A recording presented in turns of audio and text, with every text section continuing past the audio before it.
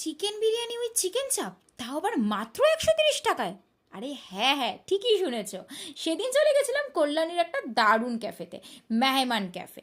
তোমরা কি জানো এই ক্যাফেটা কোথায় রয়েছে? কেউ জেনে থাকলে আমাকে কমেন্টে জানাতে ভুলো না।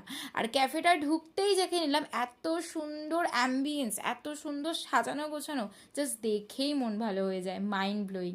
আর শুধু নিচটা না বন্ধুরা, ক্যাফেটায় দেখতে দেখতে আমি যখন ওপরে চলে গেছি, ওপরটাও আরও সুন্দর করে এরকমভাবেই সাজানো গোছানো। আর হ্যাঁ, ওপর থেকে নিচের ভিউটা দেখো, জাস্ট দারুণ লাগছে দেখতে, কি তাই তো?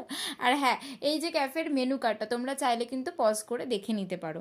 তো মেনু থেকে আমরা ফার্স্টে অর্ডার করে নিয়েছিলাম একটা চিকেন বিরিয়ানি উইথ চিকেন চাপ। আর এই দেখো লেগ পিস। আমার মতন এরকম লেগ পিস খেতে কে কে ভালোবাসো কমেন্টে জানাতে ভুলো না কিন্তু। আমি কিন্তু লেগ পিসটা দেখেই একটা কামড় বসিয়ে নিয়েছি, জাস্ট দারুণ। আমার তো ভিডিওটা এডিট করতে করতে আবার জিভে জল চলে আসছে। উফ, কি দারুণ ছিল খেতে। দেখো দেখো, চিকেনটা এত জুসি, তো সফট যে ধরতেই এভাবে খুলে চলে আসছে পুরো। আর ওকে দেখো, বিরিয়ানির প্লেট দেখে তো বেচারা লোভই সামলাতে পারছে না। আর আমরা সবাই জানি বাঙালিতে বিরিয়ানিতে আলু ছাড়া বিরিয়ানি হয় নাকি, জাস্ট অসম্ভব। আর দেখো বিরিয়ানির রাইসটা, ওফ, এত সুন্দর খেতে ছিল, কি কি বলবো। ওর এক্সপ্রেশন দেখেই তোমরা বুঝতে পারবে যে কতটা ভালো খেতে ছিল। এরপরে আমরা রিফ্রেশমেন্টের জন্য এখান থেকে নিয়ে নিয়েছিলাম একটা মকটেল। দেখো দাদা মকটেলটা বানাচ্ছে দারুণ করে।